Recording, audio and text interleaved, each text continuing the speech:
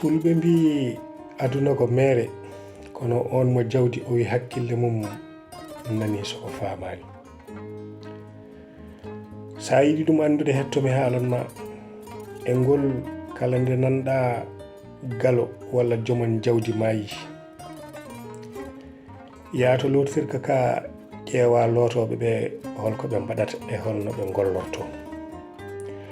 Jawta to ceeto ƴeewa asoɓe gaska ka holko ɓe mbaɗata e holno ɓe gollorto.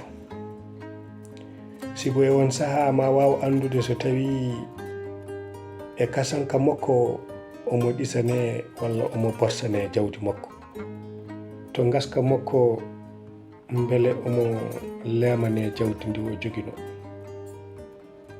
E won saha ma fam holko fotiri ni fof e jawdi aduna saga e hasidanade neɗɗo mo wiyanima waɗanima.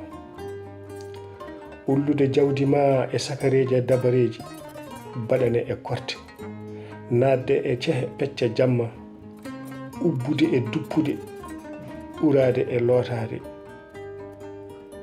rufde ƴiƴe meeje, wirnude hakkillaji saka e yoɓade pittali. Ɗum fof sibo hasidagal.